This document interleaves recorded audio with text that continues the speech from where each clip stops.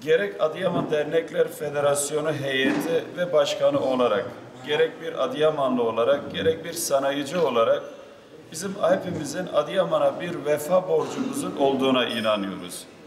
Bu sebeple aynen sizlerin yaptığı gibi ailemizden çalarak, işimizden çalarak, maddi manevi fedakarlığı göstererek acaba ilimiz için, Adıyaman'ımız için, kültürümüz için, değerlerimiz için ne yapabiliriz gayretiyle yaptığımız icraatlardan bir tanesi de bu Adıyaman Tanıtım Günleri.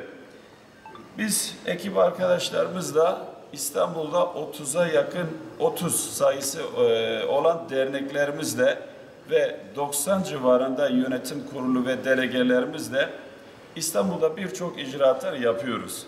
Adıyaman'ın kültürünü, değerlerini, özellikle Adıyaman'ı unutturmama adına, şu anda Adıyaman nüfusu yanlış değilsem herhalde merkez, köyler ve ilçeler 750-800 bin civarında. Bunun bir yarısı kadar da İstanbul'da. İstanbul'da şu anda 450 ile 500 bin civarı yaşayan Adıyamanlı hemşerilerimiz var. Ciddi bir potansiyel. Biz hem orada İstanbul gibi metropol bir şehirde Adıyamanlarımızın birliğini, beraberliğini sağlama adına, bir taraftan da Adıyaman'ı unutturmama adına. Şimdi İstanbul'da belki yaşı 30 ve 35'i bulan birçok Adıyamanlı gençlerimiz kimliğinde Adıyaman yazıyor ama İstanbul'da doğmuş, büyümüş, 25-30 yaşına gelmiş ama Adıyaman'la ilgili hiçbir bilgisi yok. Adıyaman'ı görmemiş, tanımamış.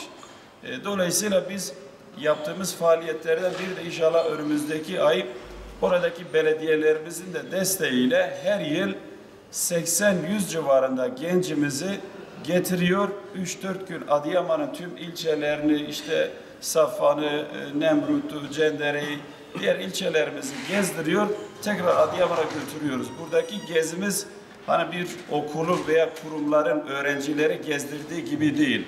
Mesele İstanbul'da doğup büyüyüp ama Adıyaman'a bir şekilde dönemeyen, gelemeyen gençlerimize Adıyaman'ı unutturmamak, Adıyaman'ın değerlerini unutturmamak.